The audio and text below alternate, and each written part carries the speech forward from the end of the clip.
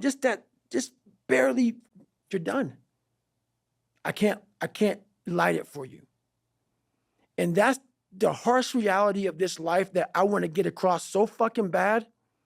You can watch me, you can watch you can watch fucking Rogan and Cameron Haynes, all these motherfuckers. You can go to Tony Robbins's fucking bullshit, all this shit. You do all this shit. If you could keep going back and keep spending money and spending money and spending money with no results, you can wonder, wow, maybe let me go try out David Goggins. He ain't gonna fucking help you. You have to explore, examine the insides of yourself. And what do you really want out of life? Your friend and a lot of people out here just don't fucking want it. So guess what? Have fun with your life. Go from 3 to 350 to 400 to 450 to 500 because you don't want it. And that's the harsh reality. I can't give you shit. You can't give them shit. We can give you ideas. But at the end of the day, when I was losing the weight, I had to miserably wake up every morning in the cold because it was Indiana, November when it started. I was miserable. This is your new life. Take it or leave it. There's no happiness about it. There's no peace behind it. It sucks. It just fucking sucks. And that's the one thing, if I could teach anybody anything, it just fucking sucks. And it's going to continue to suck. And then one day you'll get to a special part in your life that it might get a little bit better. But to lose the weight you have to lose, my friend, sorry, it's going to suck every fucking day. Because then when you're 300 pounds, you're going to go out to lose weight, you could probably get injured. So then you got to work on the injury, and then you get even more depressed. This is what I went through. And then you're hungry because now you're depressed. It's just a vicious cycle. And if you're not strong mentally and you have no willpower, you're going to continue falling back in this hole versus the man that sits back and goes, all right, motherfucker. This is why I cuss, because this is what is in me. This is what it took for me to be me. Sorry. It didn't take, hey, okay, we're going to do this today. No, this fucking really sucks. This is real, dude. This is real. And every day, I'm set back. I'm set back. I'm set back. I'm set back. So this is what I would tell your boy. This is exactly what I tell him. Every day you wake up, you're going to probably be set back for the first 4 weeks before you lose significant weight because of the mind is going to be fucking with you the whole time. There's no dopamine. There's no dopamine in there at 300 pounds. You got nothing. Your hormones are shot. You have to envision something that is more powerful than you. Something has to get you out of bed. And you have to create it. It has to be false because you're not it. You're a fat piece of shit. And that's the reality of it. So you have to create a false reality to live in that just to get to work on yourself. That's the reality. He'll see this and he'll appreciate that message. We'll see what he does. We'll see. So far, last 13 years, it's been no movement. But I've had other friends who were drug and alcohol addicts who quit after one conversation, never went back. That's awesome. That means they want it. Yeah, just one guy, I won't out him, but walked up to me at a party in 2019, July 4th party, and said, I'm a pile. And I go, what? And he goes, I'm a pile. Look at me. I'm 60 pounds overweight. I go, do you drink? He goes, every day. I go, how much? He goes, a case. He goes, I smoke a lot of weed. But he's successful in other areas of his life. And so I said, well, here's what I know. Quit alcohol and weed for you. You know, I'm not telling people what to do. Don't eat until 2 p.m. Get on an exercise bike and pedal in the morning like someone's chasing you with a poison dart till you want to puke. And I was kind of half joking. Right. And then 2 months later, he was like, I haven't had a drink. I lost 30 pounds. He lost that 60 pounds. He never went back. Now he's super fit.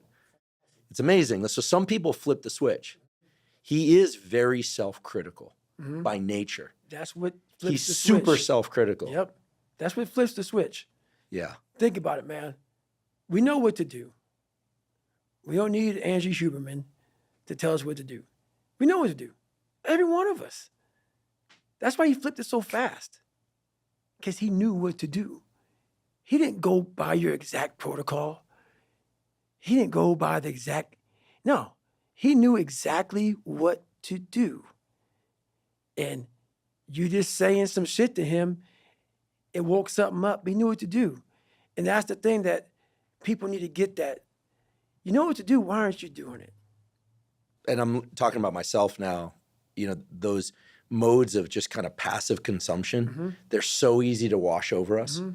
I used to have this thing, and I'm fighting this now because I knew we were going to have this conversation today, where I like to start things on the hour or the half hour. Right. Worst practice in the world for me, because if I miss that half hour, I'm like, it's 12:33. I'll start at 12:45. Right. It's 12:45. I'll start at 1. I just lost time. Right. So this is so stupid, right? And the other day I was like, man, I got to tell David about this, because my new thing is I start no matter what time it is. Right. If I wake up in the middle of the night, I got a friend, he paints in the middle of the night. I'm like, you're an insomniac? He's like, I don't know, I just do it. Then sometimes he goes back to sleep, sometimes he doesn't. Everyone's got their thing, but I thought about this. I'm like, I'm no more am I going to say I'm starting at 1, because I know me. Right. If I miss the 1 o'clock ding, Right. and then my pen's not hitting the paper, or not typing on the keyboard, I'm not going to do it. Right. Like that's a self-admitted weakness. I love it, man. I had that for a lot of years. I know I'm going to do it. That's the haunting part, is that it's going to happen. It has to happen. And that's a fact. Like, there's no get out of jail free card, bro. None. Like, that is a life that I don't know. I don't have that ability, or I have the ability. I don't have the, I'm not good enough, smart enough. I'm not talented enough to do that. Some people are. Some people can start at 1. Some people don't have to start at all. If you lack talent, you can't sit back and say, I'll start in half an hour. I can't do that. I got to start now. And then after I get back from starting, I got to start again. And then when I get done with that run or that study session, if it wasn't good enough, I got to go back again. Because repetition is what taught me everything. So you can honestly outwork anything. But it's that you obviously are a very talented man. Well, I have worked hard at certain things and built up some things that I've been good at most of my life. You're amazing. Gathering, Truly. organizing, and disseminating information is something I've been doing since I was a little kid. I used to give lectures at school on Monday about stuff I learned over the weekend. See, check that out. But they took me to a psychiatrist. We're the same age. Back then, if you got sent to a psychiatrist, it meant people thought you were crazy. I wasn't one. Yeah, exactly. I wasn't one. Exactly. So I remember feeling like a freak. I didn't have a stutter, but I had a grunting tic. It comes back when I'm tired. And the only thing that helped that was hitting my head on something, shaking my head, which is why skateboarding was good, because I'd slam and I'd feel like, feel good. That's not healthy. You know, that's not good. Or just work is what gets it out. It's like a RPM or high, you know. Anyway, that's me. But yeah, I think certain things over time, I feel like talent or gifts or whatever you want to call them, but there are many things that are exceedingly difficult for me. And I have learned from your example. I know that you are very both humble and very clear that, like, you say you're not going to get it by examining you, but I think the way you're sharing today and the way you shared on other podcasts before, there are pieces that really help people feel into the process of what you're talking about. Today, we're elaborating on it, I think, a lot. You know, this notion of being haunted and the stick. Right. I mean, of course, now it makes so much sense why you don't want to talk about sleep or rest or recovery, because sure, that's important. I've heard you say, yes, you sleep, yes, you eat, yes, you hydrate, yes, you'll stretch your psoas or whatever. But it's funny how that becomes the viral message. That's why I said fuck that today. But that's not the unique message that you carry. Like, anyone can talk about that. So do I have that right, that you're acknowledging sleep is important, recovery is important, Yes. But that's not what you're about? You have to forgo something. Yes. Ice baths, saunas, sleep, nutrition, all this shit's so fucking important, dude. I don't have time for some of it. to extract what I had to extract, something had to give. Like you talk about you when you were younger, you would give these speeches and stuff. The same age you were giving speeches, I was trying to figure out how to say the without stuttering. And I realized as I got older that all these things are important. But for me to stop stuttering, I got to build fucking confidence. And speech therapy didn't help that. Nothing helped that. I have to forego a lot of shit to be as fucked up as I am to build confidence. For me to stand in the fucking room of 10,000 of one person and not and be like, oh, put my head down, let me look around, let me read these paragraphs first, and then before I read the paragraphs, because they're calling me next, let me just leave the room kind of stutter. That's a miserable life. And that's one of many things I did, besides lying, besides being insecure, besides being immature, besides being fat, besides being one of the only black kids in my school. There's a lot of things I had to overcome to gain confidence. And in doing so, a lot of that had to go. A lot of it. So I became the guy that became once again misunderstood. You only sleep 4 hours a day, 2 hours a day. Sometimes you don't sleep at all. Like, what's this and what's this and what's this? I know it's all important. Something's got to go. For me to get confidence, because confidence is the building block of where I'm trying to go. For me to gain confidence in myself, this fucked up kid has got to do a lot of fucked up shit to gain confidence. And along the way, the stutter went away and I gained confidence. And now my life is a little bit more, there's no balance. There's no balance. It's a little bit more what it should be for a lot of people, but there'll never be balance because confidence is something that you're constantly, confidence and belief, you're building every day. And so something's got to give. And I'm willing to forego a lot of things to have that because I know that is, if you want to give somebody kryptonite, take that shit away from them. So yeah, I don't sleep sometimes, and sometimes I don't eat the right way, and sometimes I don't do this and do that and whatever, man. But you put me in a room of 10,000 people any time of the day, and I walk in there thinking I'm the baddest motherfucker in here because I know what it took to be on this stage, and a lot of people will not do that. So that's what it takes.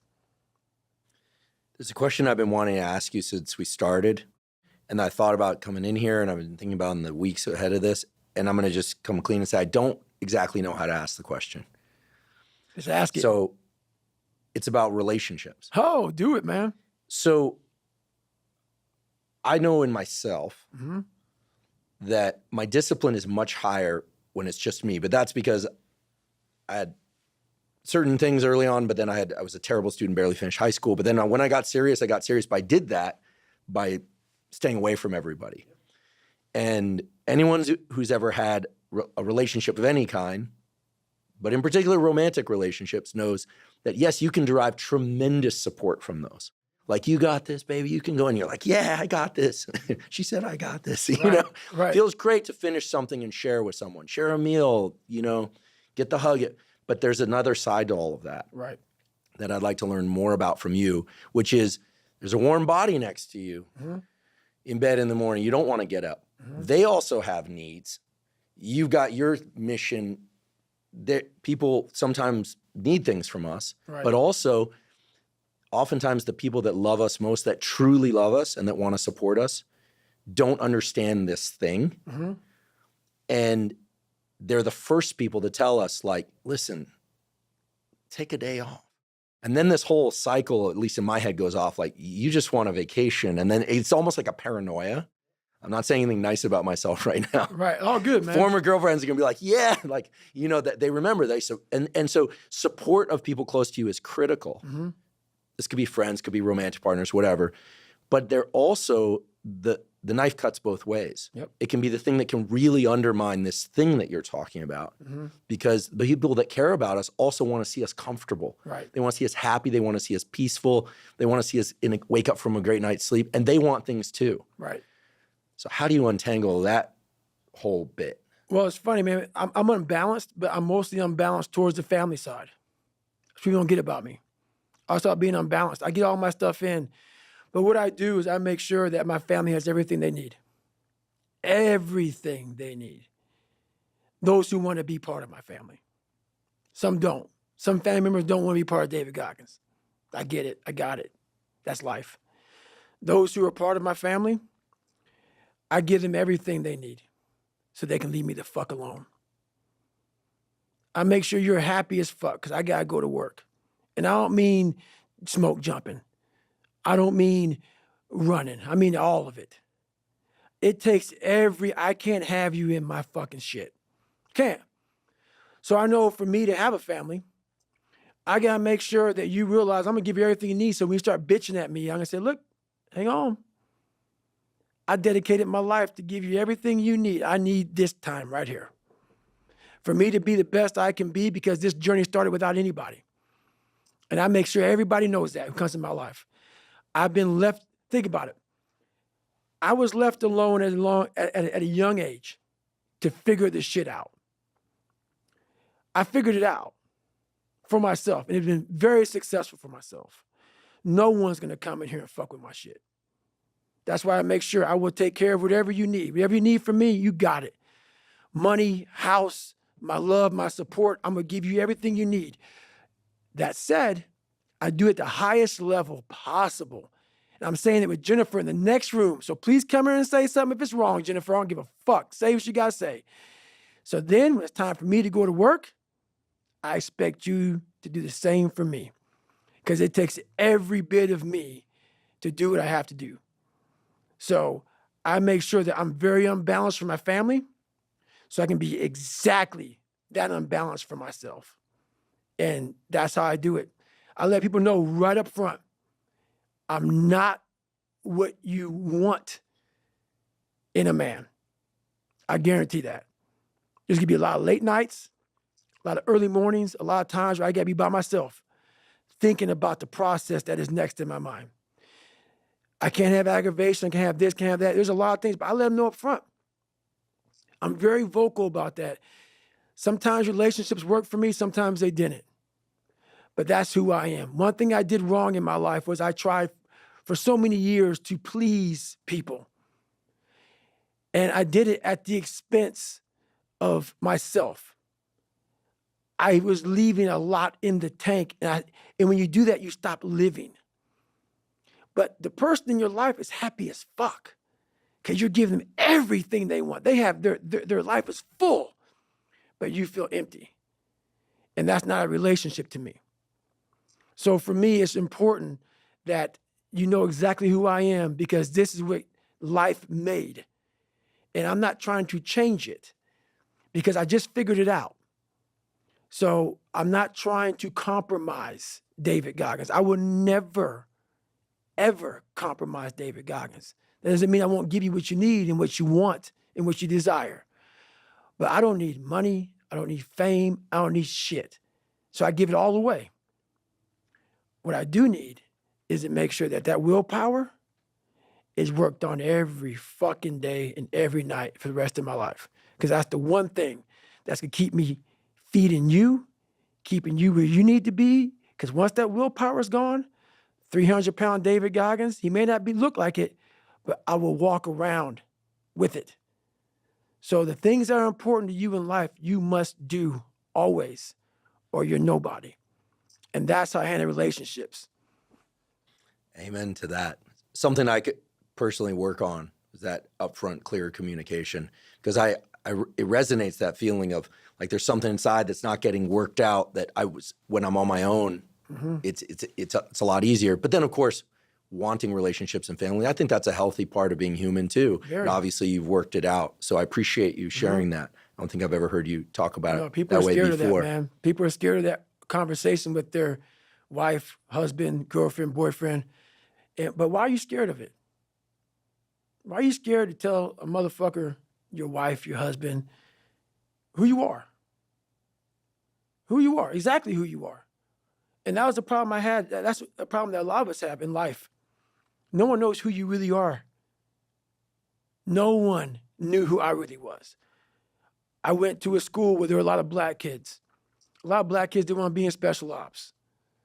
I never talked about special ops with black kids. Why?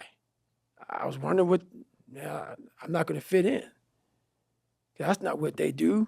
A lot of black kids don't do that kind of shit. So whatever I wanted to do, no one really knew the real me growing up because I never want anybody to know the real me. I was always afraid of what you might say or how you're going to feel or whatever. You got feelings. You have a life that you have to live. So it's important that whatever's on your mind, you let that person know. Therefore, you're giving them the option to be with you or not. This is who I am. If you don't like it, that's good, man. I got it. But this is David Goggins. So there's that honest conversation is very important, man. So everybody knows where they stand. That person may not be for you. And that's all good.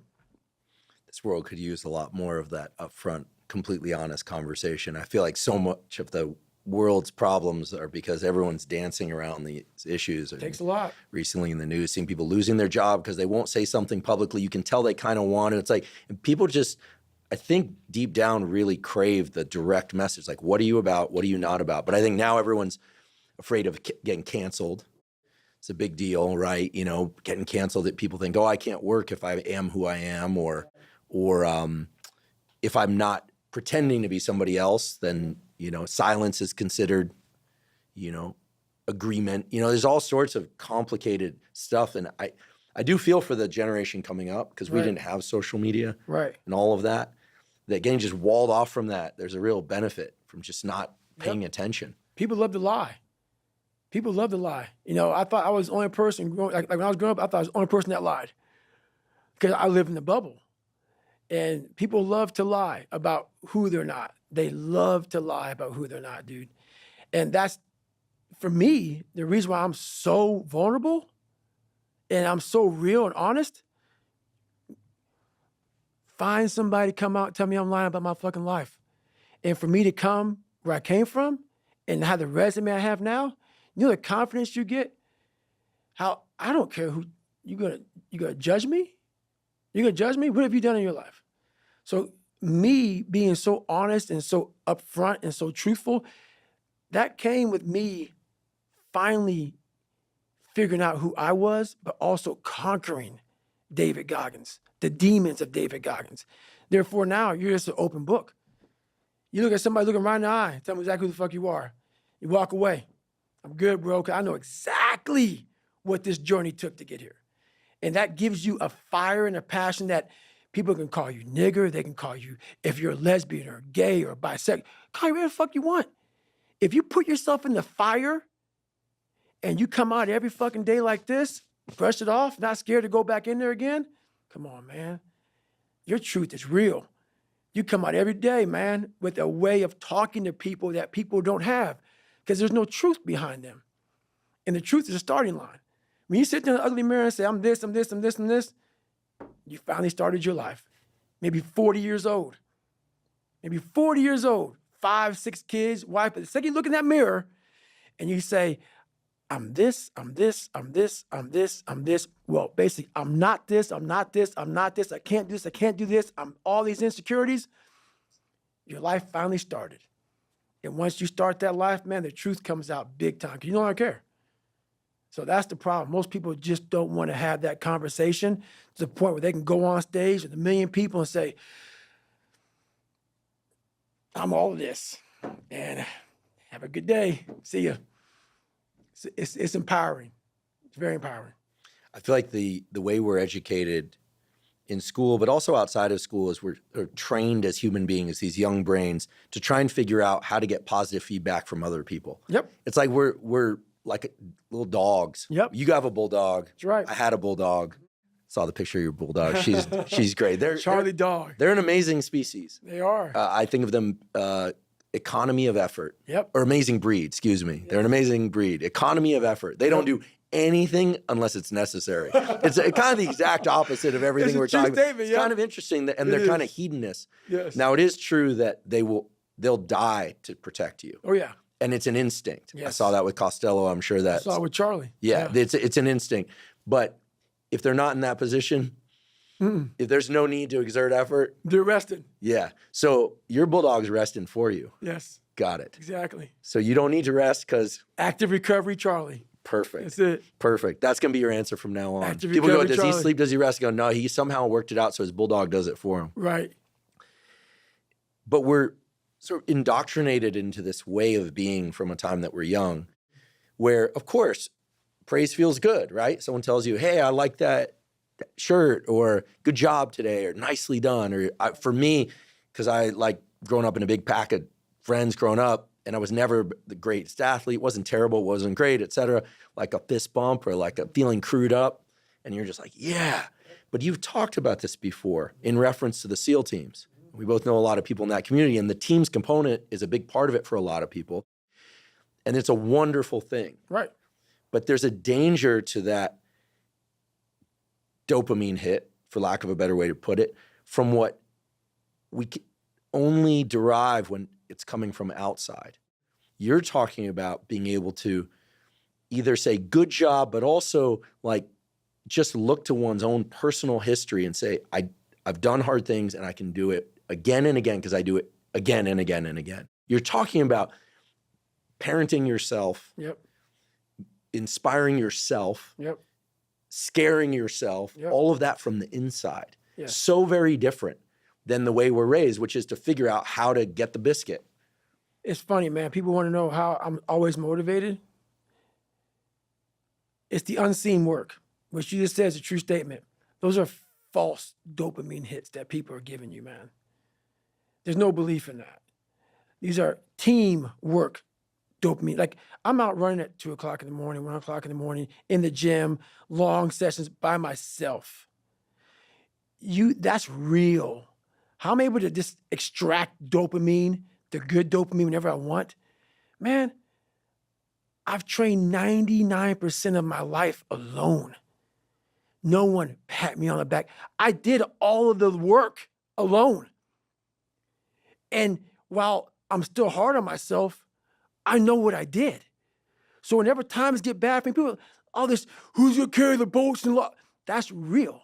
I hate that people know me for that guy, because that guy is not every fucking day. Like, when they see me, they want that energy. That's not me every day.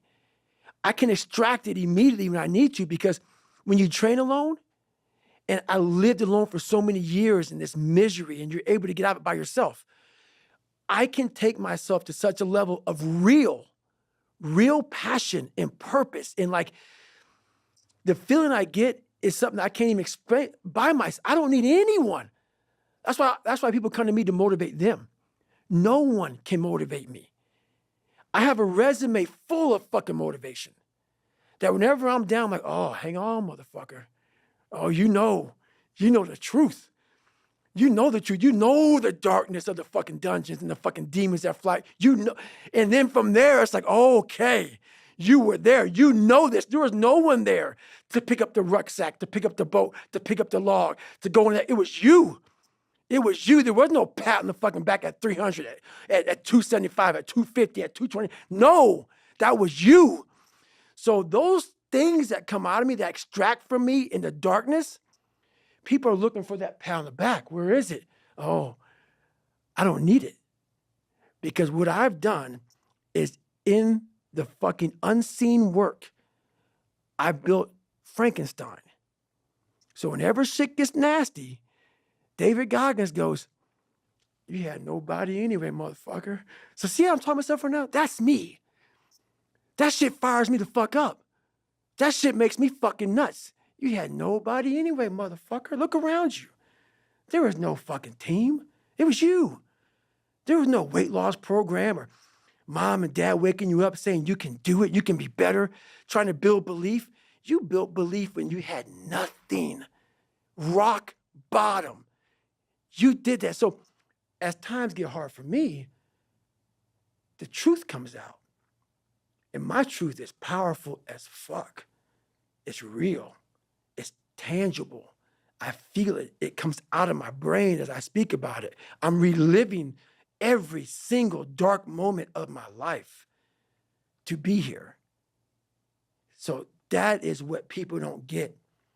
That is what motivates David Goggins, is the unseen work. But everybody needs that pat on the back. They need that training partner. They need that accountability coach. I don't need that shit. And neither do they. But it's what we've trained ourselves to believe that we need. It's almost like there's this pill on the shelf. I'm speaking in analogy. Right. And we take it and we get jazzed up. We're like, yeah.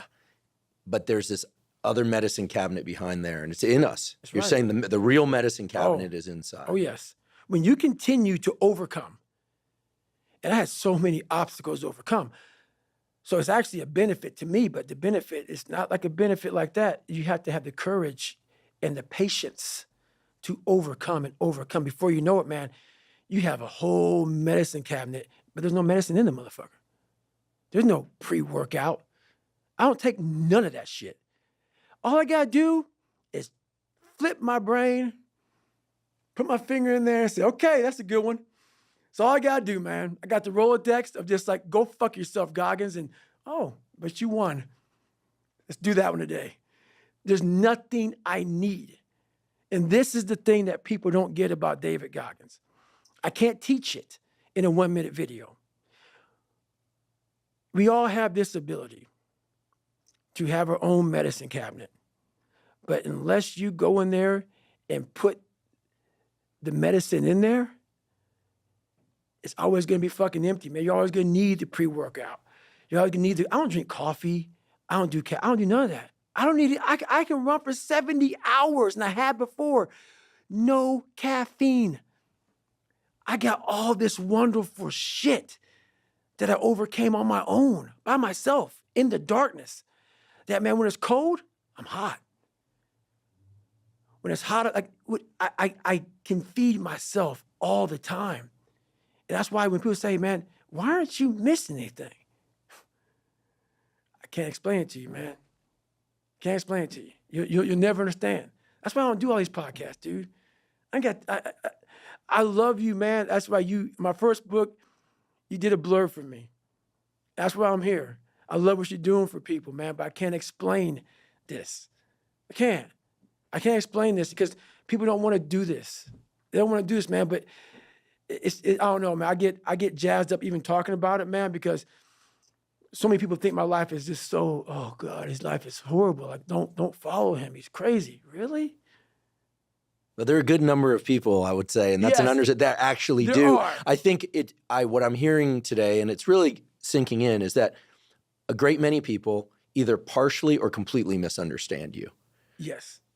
Big time. I'll put myself in the partially category. Big time. Because I thought it was about just like forward center of mass, carrot, carrot, carrot, carrot, but it's the stick. It's a stick. And it's being haunted. And, I do have examples from my own life, which is not what today's about being really afraid and then turning things around. Right.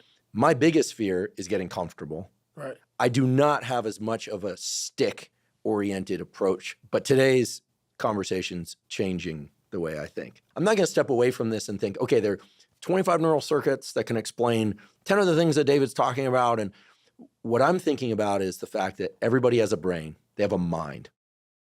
Forget the brain. The brain is just the physical structure, but what that manifests, what that creates is the mind. And everybody has that. So I do believe that everyone has the capacity to do what you're talking about at some level. I also will be the first to confess that I think you're a highly unusual, let's just say, maybe even N of 1, as we say in science, sample size of 1. Right. Somebody who has created this process for themselves and keeps themselves in this forward center of mass with the stick battering the back of their head all the time. Right. Highly unusual. But this internal medicine cabinet that you're talking about, building up true confidence, not needing anything from the outside. I like to think that people want that. They want to be known. They're afraid, but that they want to be known for who they really are, and that you're describing the path to do this. Right. And I will say I'm immensely grateful that you're talking to us this way today about things that you've talked about before, but we're hitting it a little differently, I like to think. Very different. Because what you're talking about is a process. It's verbs. It's all verbs. All action. And it's not about success. It's more actually about keeping that friction dialed to 10. Right. And that no energy drink, no supplement. People often misunderstand me. They think, like I'm big on people getting sunlight in the mornings. They set their circadian rhythm and get better sleep, so they can, et cetera. But then people always think they go straight to the supplements. Yeah. What should I take? And then of course people think I'm all about supplements. And supplements are one piece for me, but it's like tiny fraction compared to the do's and don'ts. That's why I didn't want to talk about that today. That's why I'm glad we're talking about this. This is it. This is it. Like, the brain is the most powerful weapon in the world. And it's crazy how a kid that wasn't real smart, I was forced to go only internal. External had to go away. The external world had to go away. And living so deep inside myself, it was me in this brain and figuring out how this thing works. And it's so many people are doing exactly that. The supplements, the this, the that. And I agree, it helps. But once you figure out your brain, you become unstoppable to almost anything. Yeah, you can't beat death. You can't whatever. Your brain's amazing. Once you feed it the right conversation, the right mental nutrients, the right mental supplements, the right internal dialogue at the right time, with the right hit, with the right proof of what you've done in the past, and you send it right to the right circuit, dude, you're a fucking beast. A beast. But once again, you just can't read about it. You can't sit back and be a theorist. You have to be a fucking practitioner.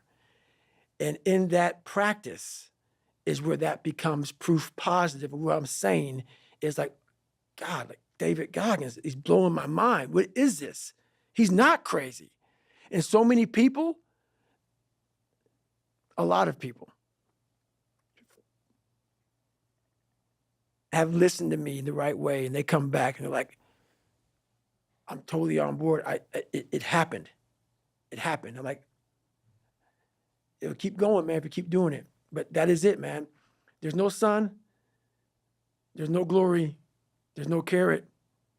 There's no victory. But there is all of it in one. I just can't explain it real well to people, man. But what you get at the other end is something that you're always found. You're never lost anymore. Doesn't mean the journey's easy. Doesn't get any easier, but you're always found. I love that. I just want to hover on that for a sec, the same way we hovered on Haunted and The Stick. I think people feel lost. I've certainly felt lost at times in my life,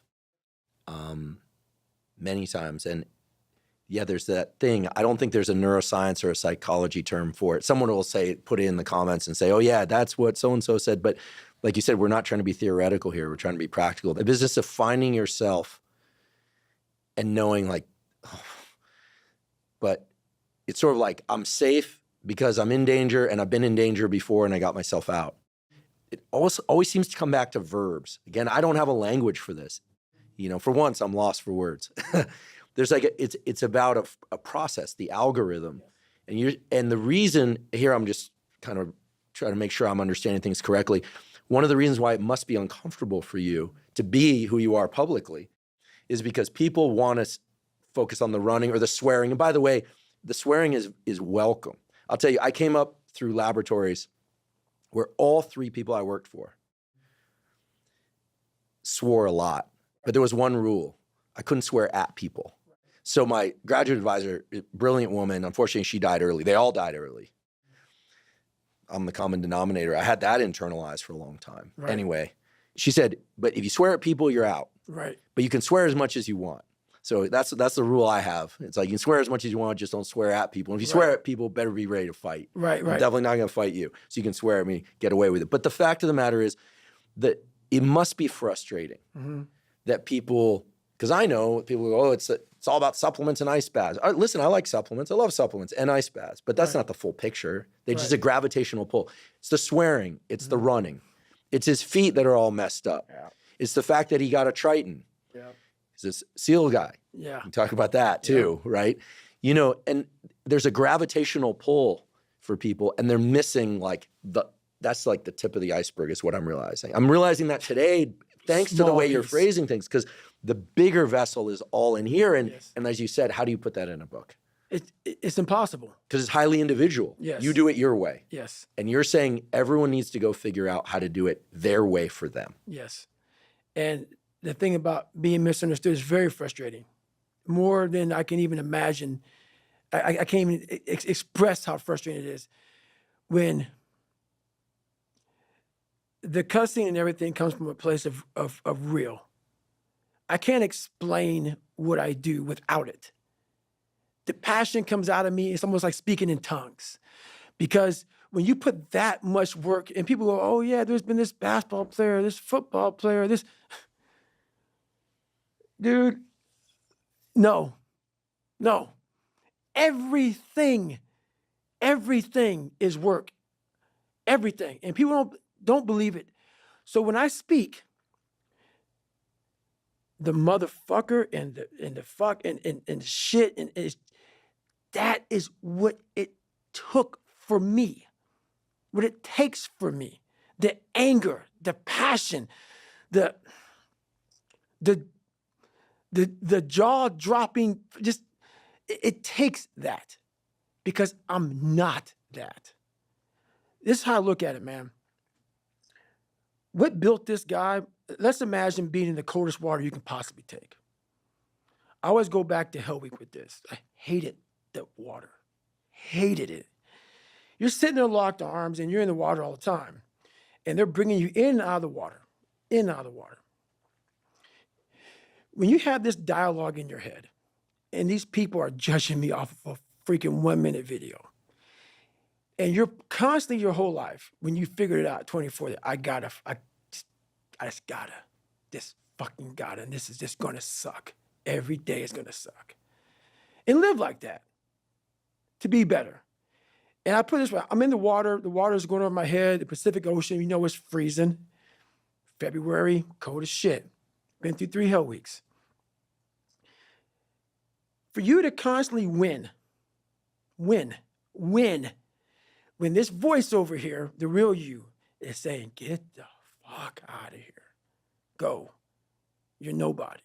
You've always been nobody. And it's true. People don't hear that. That's a true voice. That's the real reality of David Goggins at 24 years old. It's not a false reality.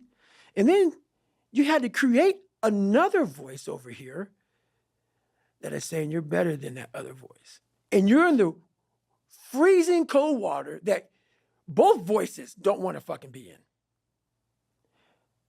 But you win.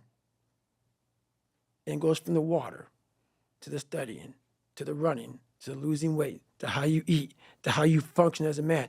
Every day of your life, you're winning these battles. And then I have normal people who only have one voice. Never created the second voice. The winning voice is the second voice. They have one voice. And that's just, I'm a piece of shit. And that's all they hear.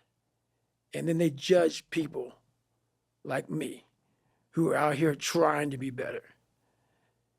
It's something that I can never really, it's a frustrating thing for me. Because I know the majority of people. I know what goes on in the brain because I studied the mind more than you. Because I'm a practitioner. So for you to be a piece of shit and come out of that, you don't just come out of it. You spend decades studying your mind and the human mind on how it functions in good environments, bad environments, stressful environments, patient environment. You studied all because you had to put all this together to create the mind to become successful. So it was like God blessed me with this brain. I had to create a mind. And so in doing so, I figured out every piece of shit human being in the world because that's what I was going off of for myself. So I know why you go on Instagram. I know why because you just have the time. You have the time because you don't want to put that time into bettering oneself. So I know why I'm misunderstood. I'm misunderstood by people who have plenty of time on their hands to misunderstand me because they are exactly where I once was, which is a low-life, lazy piece of shit. And it's the harsh reality of people who troll you, who go after you. They have nothing better to do with their lives. It's not some after-school special. It's the truth by once was that way. I know where it all comes from. That's why it's frustrating to me now, because I'm not so frustrated at the fact that I'm being trolled. I'm frustrated by the fact that you don't have the courage to try to be somebody better than what you're not. And that's the frustrating part. It's interesting because earlier we were talking about relationships, and you said in a very candid way, and I really appreciate you sharing that you make sure that the people close to you, your family, has everything they need. Right. And that they also understand that you're going to take what you need to continue to build you. Right. Period. Period. In some ways, it seems you've also included the general public in that family. You're saying, listen, I'm going to give you what you need. I'm going to give you as much of myself as I can, except I'm going to stop right at the line. That's right. That if I were to cross it, is going to prevent me from continuing to build myself. And by the way, this relationship only exists because I don't cross that line. That's right. And I think as much as there are detractors out there, or people that try, right? I mean, it's pretty, whatever they're doing is pretty feeble in my mind. I mean, it's like cap gun fire, you know, Yes. if that. It's very feeble. You know, so many of us, men and women, old and young, hear something and feel something in your message. Well, like, yeah, like it seems kind of crazy. Gosh, like, doesn't he ever just relax? You know, what about his sleep? You know, Yep, like, all the time. look at his feet. He's gonna injure himself. I've heard. Listen, I'll be very direct. I got friends who are in the teams who just go, "Yeah, what's he gonna do when he can't run?" And I know the answer is keep running. That's right. Right, but it's more comfortable for people, even high achievers, Especially high achievers. to believe that if you took one thing away, that it would all go away. It's absolutely clear that's not the case with you. I'm 100% convinced. I just know that because what we're talking about is this. You know how many times I haven't been able to run? 2 heart surgeries, multiple knee surgeries, and after every knee surgery, they say you're not gonna run again. And I'm fine with that. There's no running up here, bro. None. This was what it was all about. That's what they lost. What if you can't run? Give a fuck. It was never about running. Why do you think I run? It's the worst thing. I hate doing it more than anything. Hence the willpower. Right. Your anterior mid-cingulate cortex Hence the would willpower. would start to regress if you loved running. Think about it. Every day I wake up, I don't just run a mile, 2 miles. It's the one thing I hate the most to do, and I do it like I love it. 250, 60, 70, 300-mile runs at one time, no sleep. And every step, when I get to the, think about this, I get to the fucking start line, cussing at Jennifer. Why the fuck am I here? I hate this shit. After 70 some hours of running, every fucking question I ever had is answered. Every question I had is answered. I cap success. I don't, people go, what do you mean you cap success? For me to be who I am, so when I go smoke jump, I'm smoke jump 3 to 4 months out of the year, sometimes 5. Could you, just for those that aren't educated about, just like give us a brief description of what smoke jumping entails? So basically, you jump into fires, not into them, but you jump by fires that people can't get to. So out of planes and helicopters. Right, out of planes, Fast lines, parachute. It's all parachuting. So you parachute out of airplanes, and then you fight the fire. You and sometimes 4 other guys, or maybe 8 other guys and gals, and you're putting this fire out. So I lose millions of dollars every summer to do this. It blows people's minds. Why the hell are you doing this? And you're breathing soot. I'm being sick, knees are jacked up, hitting the ground, hurting, whatever. Talking to normal people, they'll never get it, so I don't even explain it to them. But this is why I call cap success. I'm talking financial success. For me to continue having that willpower, the second I just become a speaking monkey and travel around and speaking gigs 12 months out of the year, put camps on, do this, put on lectures, get supplement lines and do this and write more books and shit. I've ruined the exact thing I worked on my entire life.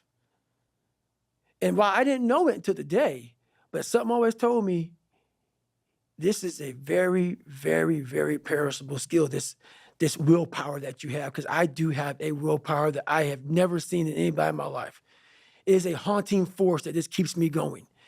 And I know that that is my strength.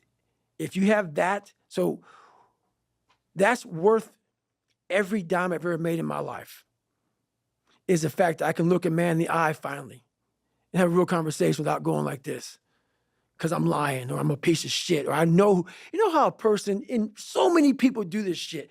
They're talking to you on who they want to be. They're lying to you. And they walk away. I've done it so many times. You walk away like, God, man, why can't I just tell him the truth? Why the hell can I just tell him the truth?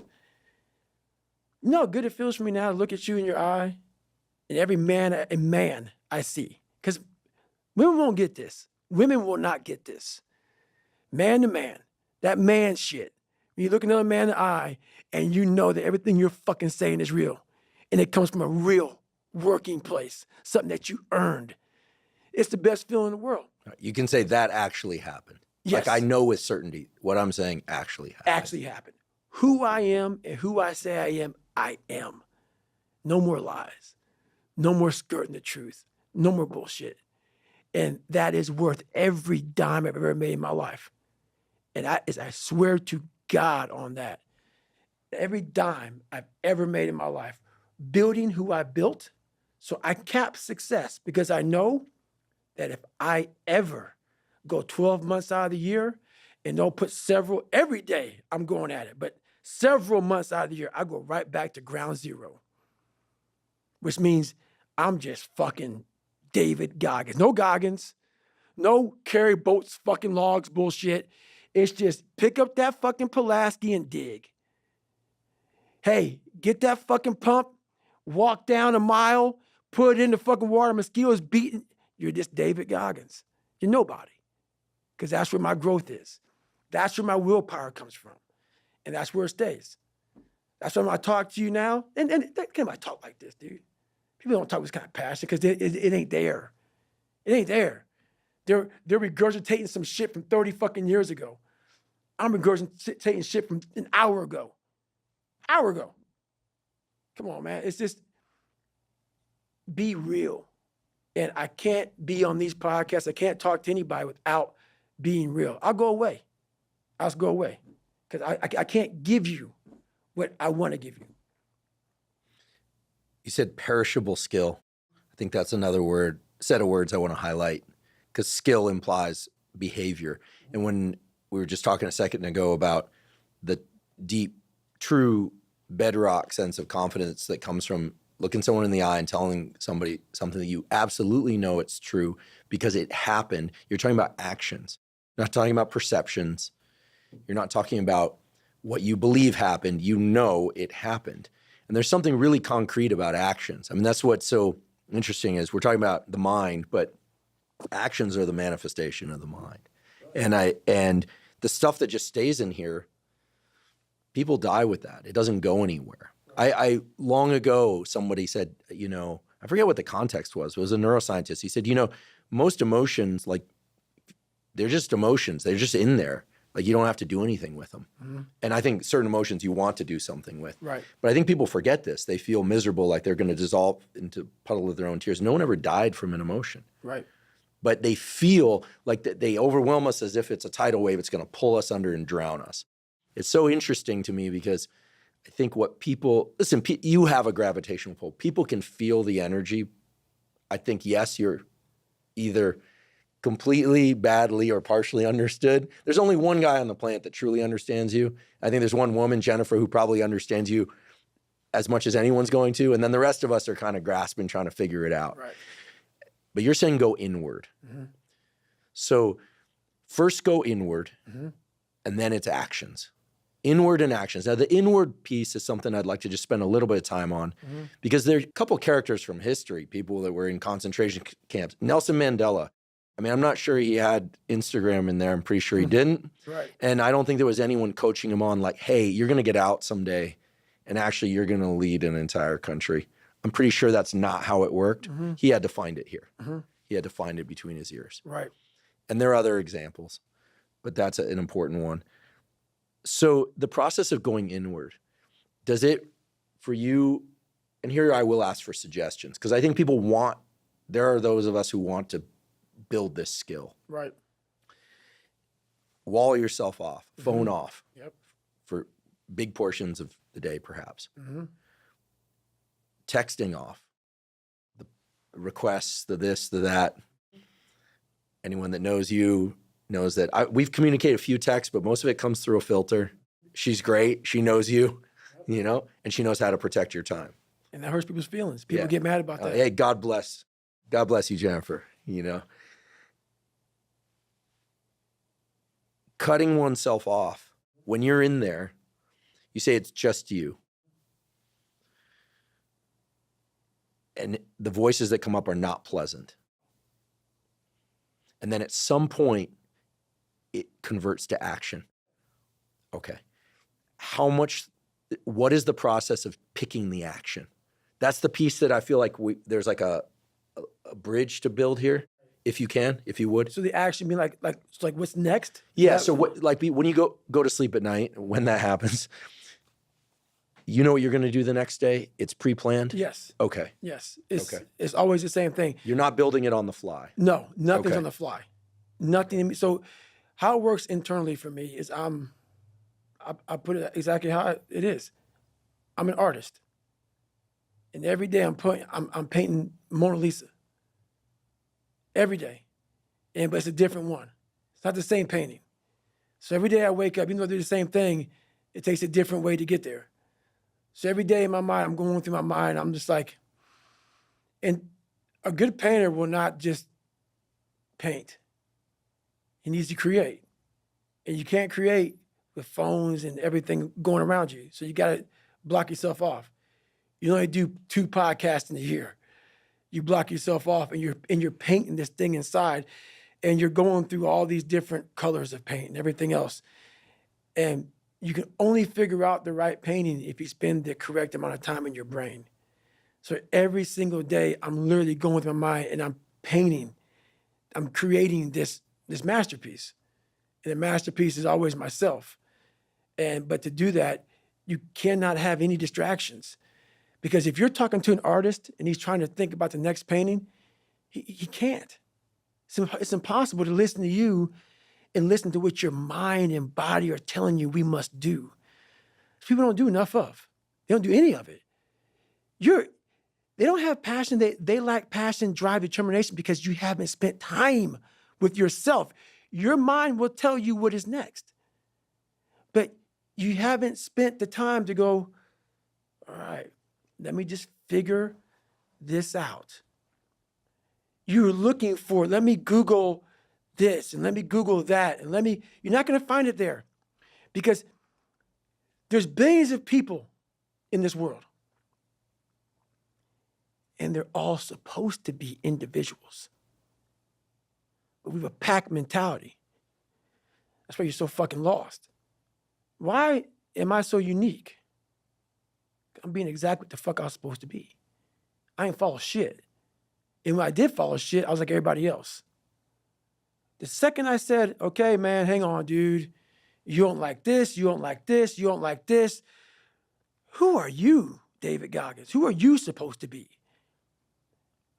Miraculously, all these things just, I couldn't even, the list of shit I had to do just wham. It's like, fuck, okay. Wow. Once you sit down with yourself and say, okay, I don't want to be like Michael Jordan or Jim Brown, they both were on my birthday. So I looked at their birthdays, like, oh, maybe I can be one of these. I can't. I'm going to be David fucking Goggins. And that looks like this. It just came, everything flooded. So every single day of my life, there's a different thing that comes up that I have to do.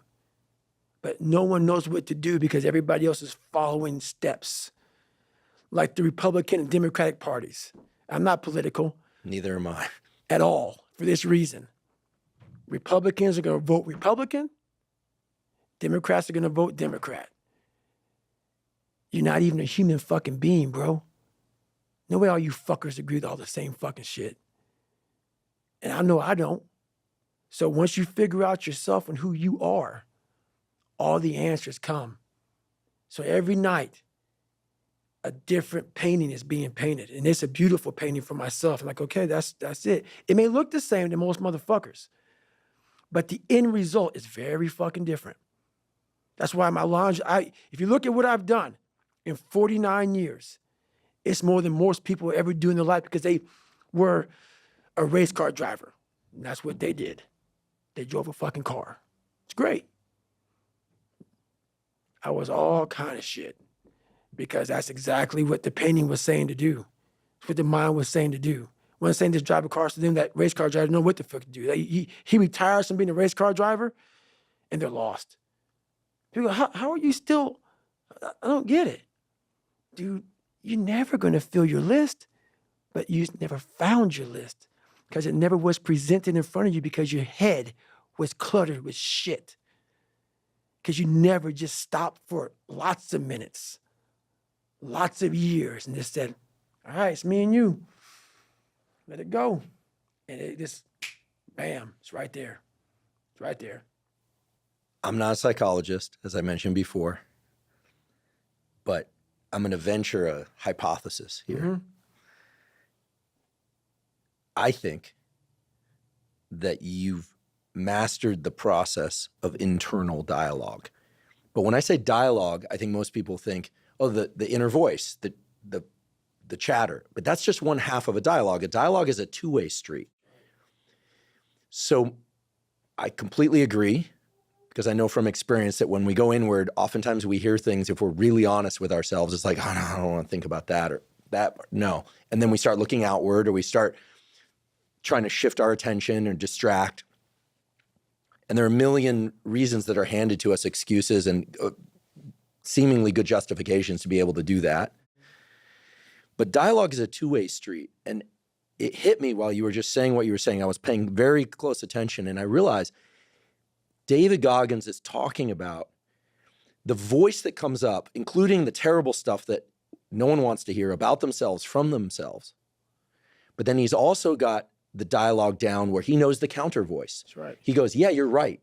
And so I'm going to do this. Or maybe, no, remember this. You're in a dialogue, a two-way dialogue in there, not a one-way chatter dialogue. There are books written by famous psychologists about chatter, trying to shift your internal narrative. You're like, bring the internal narrative. That's what going inward is about. But it's not one voice. Again, there's a hypothesis. I'm not claiming to be all-knowing. Lord knows I'm not all-knowing, okay? But you've mastered the dialogue, and if there are three voices, strong, medium, and weak in there, you're like, let's all come to the table. Right. So you've got a symphony of voices in there that are all you, that you know to be you. Right. And you know how to have those conversations. You're not afraid to be in those conversations. And then you know what the outcome of that committee decision is, and you put it into real world action. And the world only sees the action. That's it. And only you can know your internal dialogue. Mm-hmm. And only I can know my internal dialogue. And the only way to, quote unquote, know it is to spend a hell of a lot of time there. That's right. Okay. A lifetime. Got it. A lifetime. Like, think about it. For me to be sitting here in front of you, you're not going to call 300-pound Ecolab guy to come sit here. You might. I don't know. Maybe. Probably not. Probably not. Think about this. What we teach people is kindness to yourself. Do you think if I taught myself kindness, and I agree with it, guys, so many people take me out of context, it's ridiculous. Take it however the fuck you want to take it. When I was 300 pounds, where do you think that conversation would have got me if I spoke kindness to myself? I'll tell you where it gets me.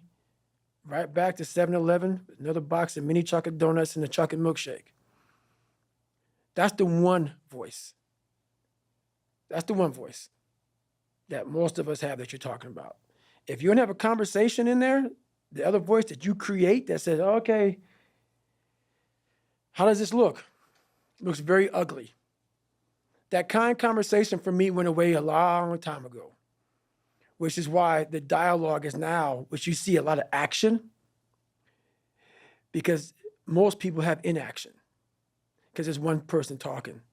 And that one person is always leading you down the same path, the path that makes you feel very comfortable and happy with yourself. The second you create the other voice, there's conflict, there's battles, there's wars, there's defeat. One thing I learned, I taught myself this, and people go, I don't understand what you're saying. I'm gonna try to break it down real quick. I didn't teach myself victory first. I taught myself failure. I taught myself how to fail. And people go, that's so depressing. Is it? When you're 300 pounds and you can't read and write and you're fucked up, you know how many times you're gonna fucking fail on that process? So if you don't know how to fail, there is no victory. I never talked about winning because I knew the path to winning was gonna be years of failing first. So I taught myself how to fail properly. No one teaches you how to fucking fail. But if you're going out for insurmountable fucking odds that make absolutely no fucking sense, a black kid that can't swim, 300 pounds, gonna be a Navy SEAL. Okay. You better teach yourself how to fail first. Because if you sit in failure for too long, you will never come out of it. So the first part of my success was learning how to fail properly. And then eventually, I started getting a few victories. But that's what people don't get. When you have buried yourself in such a deep fucking hole, you better first talk about the failures you're gonna have first. And that's when that other voice comes up. It tells you we gotta do something, but it also tells you, boy, I'm not gonna lie to you, Goggins. You're in for a fucking climb, bro. You're gonna get your ass handed to you, made fun of, the outside noise, the inside noise. Both voices are gonna be fucking telling you to go fuck yourself. You are in for hell, bro. I am. So I better learn to fail. So this is what you mean when you say that whatever anyone says, it's insignificant. Insignificant as fuck. Right. It's the cap gun fire because Yes. it's just like it, because the voice in your own head is far worse. And I should say, sorry, one of the voices Yes. in your head. Yes. Yeah, I'm being very like detailed, almost surgical about that because I think this thing about inner dialogue we think is one voice. Yes. But you're making it clear it's many voices. It is. And the thing about it is you have to be really, and sometimes all the voices are telling you the wrong shit, man. But through years, not a podcast or listening to a book or reading a book, years of sacrifice, of suffering, of diligent, pinpoint fucking work on what you want to do for yourself. Not like, oh, let me just do a bunch of shit. I want to be in every task possible. No. Pinpoint what I want to do with my life. What happens is you have all these voices that are telling you you're fucked up and this is going to be hard. But for some reason, you put so much practice into you that you can ignore every one of them that are telling you you're not going to fucking make it and still be able to fucking make it. Because you have put the practice in that you know this is the process. It's such a daunting task that all the voices are saying no. But you still have the conviction that I know I can do this. And that's what it took for me to get here. 20, 30 years ago, I had this 35 or whatever it was, 30 to 25 years ago, pipe dream. And ever since then, every voice was like, you're a fucking nut. But when you put that practice in, every day you lace them up, and I don't mean run. It's just a metaphor for life. When you lace them motherfuckers up every day, pretty soon you win. Pretty soon you'll fucking win. If you have the courage and the heart and the dedication and the mindset of everybody can go fuck themselves. I know what I know. I've listened to myself enough to know I know what I know. None of you can hear what I'm hearing. And that's what people don't do enough of. They don't listen to their journey. They listen to everybody else's shit. Before you know it, I'm crazy. But if I'm so fucking crazy, why am I so successful? How'd that happen? If I'm so misguided and fucked up and don't listen to him, why am I the only one to do a whole bunch of shit? Why am I a trailblazer? Why? How is that possible? How can you be fucked up and also self-made at the same fucking... No. Obviously, you're not looking at the truth in front of you. The truth in front of you is it sucks. It's painful. It's fucking mind-numbing. And that is the truth. And that's why a lot of people don't like listening to me. Because this is what it takes. Creating another voice and sometimes going at it alone. All the time going at it alone. Because no one's going to believe in you. And that's that. What I'm about to say is not conjecture, and I can say that with confidence because I did a 4-episode guest series with a brilliant psychiatrist, a guy named Paul Conti. He's from Trenton. He's a Stanford, Harvard-trained guy. He's also got a lot of street in him. He's had his own hardship, real hardship. He's brilliant. And he said something that I'll never forget, which is, we think that the forebrain, the part of our brain that creates strategy, et cetera, is the supercomputer. He said, no. It's like the supercomputer of the brain is the unconscious mind. It's the part of our mind that's controlling most everything. And most people, unfortunately, don't do the work to understand how their unconscious is controlling them. And that's a scary thing, this idea like your mind is controlling you, and I'm not going to get into the free will debate. I believe in at least some will. I believe what you're describing and this internal dialogue, I think you have access to your unconscious mind. By listening to the dialogue, going inward, we know this is true in sleep, in dreams, in meditation, and just by shutting out everything else, shutting out all the external noise, which is filled with things that pull us to it. Noise makes it sound bad, but it's the gravitational pull of all the things that just allow us to distract ourselves without knowing that, is the ice cream, the have a cookie, the Merry Christmas. Mm-hmm. The unconscious mind, this huge piece of the iceberg underneath that Paul calls the supercomputer. He's saying that with knowledge as a neurobiologist, psychiatrist, psychologist. He really knows. That's the piece that if one does real introspection, he calls it the cupboards. You got to look in the cupboards, and it's often really scary what you find in there. And most people are just like, I don't even want to know the cupboards are there. But you're pulling all the cupboard doors open. And then you're extremely deliberate with what gets put into action. You're not just going, I'm pissed, so I'm going to act pissed, or I'm, tired, so I'm going to act tired. You're picking very carefully what to do. And that's a process that I'm guessing came to you. Does it come to you as it makes sense why running makes sense. It makes sense why smoke jumping makes sense. So it seems like a huge portion of your time is spent understanding yourself and making sense to you. And so when people don't understand you, it's got to be extra frustrating. Yes. Because most people don't understand themselves. So that we're all running around going like, you're this and you're that. Because most people are just unwilling to look inward. Right. And I'm including myself, by the way. Right. I mean, I've done a fair amount of introspection, but I'm inspired today, that word inspired, but it's true, motivated to start going inward further. Because it is scary. It's like we don't know what's in those cupboards, and it's terrifying. Yes. Especially because we don't know. And those are the first ones to open up. And like you talked about, you got to go through those cupboards. I do spring clean every fucking day in those dark cupboards. Those dark cabinets, the ones I start with first. That's the real me, man. That's the real me. That's why I'm not ashamed. I don't hide. I used to hide. I don't hide anymore. He's exactly right. I don't know all the fucking science behind shit. I know what I know. That's why I don't listen to anybody anymore. I don't listen to shit. I think most people are full of shit. Because I know the deep, dark secrets of those fucking cupboards. It's ugly, man. And every day I'm talking to them. Every day I'm cleaning them. I'm cleaning them and I'm talking to the same demons that came out of those fucking covers as I'm cleaning them. Sometimes I go right back in them again. It's not easy. And this is why most of us why I am misunderstood.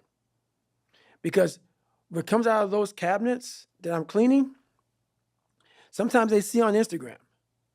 Sometimes they'll see it in the podcast. Sometimes they see in this one. I turn people off. Open up your own cabinets and then go talk about it. Let me see how pretty it looks. Let me see how pretty you sound. Let me see how put together your words are. I bet you a fuck or a motherfucker comes out because for you to go back in there again to clean the same fucking cabinet that the demon came out of, takes some big balls, bro. To do it every day of your life. To go back in there and spring clean every day. Not once a fucking year. Once every decade. Every day you know it gets dusty. And every day you don't start with the victories. You don't go, oh, this is nice. Look at my I love me wall. Let me clean up this little dusty. No, I go right for the things that are gonna keep me buried. And I go right there first, because if I don't clean those out first, the day doesn't start. So what he's saying to me is truth. And like I told you many times a day, I can never figure out how to explain this shit to people because I'm not neuro nothing. I'm just a guy that said, okay, we got to start in the dungeon and we got to stay here for the rest of our lives. For you to become successful, the dungeon is a place that has to be clean. And it's the scariest place to be. That's why I'm misunderstood, because I'm speaking from the dungeon. That's why I am successful, because I go there every damn day. And that is the truth, what he says. It's the exact truth. Those cabinets are fucking dusty, dirty, and scary as shit. Broken glass, fucking dark, spiders, cobwebs, but most of all, your biggest fears. The biggest things that put you in the fucked up place you are today are in there. That's why we all like to keep them shut, even like to lock them up, act like they never happened. That's why you never grow. You never improve. You never have real conversations like we're having right now. Never. Oh, no. Let's not go there. I talk to so many people who tell me that. Let's talk about this. Because they'll tell me, but they can only say it once. And they'll say it in passing. They won't get deep in the weeds with it. Like, you can't just clean it. Motherfucker, you got to spit shine that motherfucker. You got to relive it. Every fucking detail of it. You can't just be like, oh, yeah, my dad beat me. And, it is what it is. Hey, it is what it is, motherfucker. It's killing you. It's taking over your whole fucking life. But that's the conversation. Yeah, my dad beat me. But I'm fine now, though. I'm good. Okay. All right. No, you ain't. You ain't fine. You ain't fine. This is real talk. People don't have that. So your boy's right. 100% right. Scary as shit. It's scary as shit. But it makes you who you're supposed to be. And that's the test. We forget. We think we're supposed to breathe air and have kids and pay the bills and shit. Everybody, what's this life about? That makes no sense. You're being tested, my friend. Tests come when you have not studied. Tests come when you think that you're in a great place. That's the test. The test is every day of your life. And most of us fail because we don't know why we're here, because we don't go inward to say, oh, you gave me a lot of shit to fix, man. And this test sucks. But then you start. David Goggins. I don't think I could add to that. I know I can't. Thank you for sharing what you shared today. I mean, as much as your process or anyone's process can't be completely understood from the outside, you gave us a real window into this thing, this process that you was, as you said, God put it on you. I believe in God too. People can believe what they want, but somehow your life, God gave you these challenges early on, and then there was a point where you went internal. And like you said, you developed a skill, but it's a perishable skill. And you clearly live in the process of opening those cupboards, reopening those cupboards, trying to spit shine those cupboards, understanding that they're never, ever really done, but that you can gain ground on them, that you can win day after day after day. And you really shared a lot of concrete things that I know people are going to be able to apply if they choose. And I agree with you. I think most people will be like, whoa, that was a lot. It's heavy. I think I want to just kind of bake myself in Netflix and Chex Mix instead. But there's also the reality that there are men and women, boys and girls who hear that and go, okay, and start cracking the cupboards open. And I just know that, for myself, I'm extremely grateful that you're willing to put it all out there. You're so brutally honest, so brutally authentic. That word authenticity gets thrown around so much. And I can tell you that for me and for everybody else, like that's what resonates. So whether or not you want to, whether or not it's the purpose behind it or not, you're lighting the path. So thank you. Respect. Thank you. Thanks for having me. Thank you for joining me for today's discussion with David Goggins.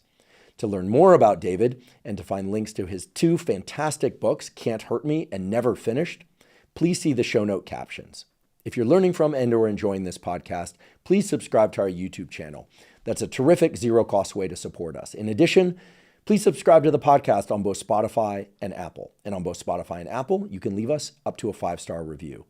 Please also check out the sponsors mentioned at the beginning and throughout today's episode. That's the best way to support this podcast.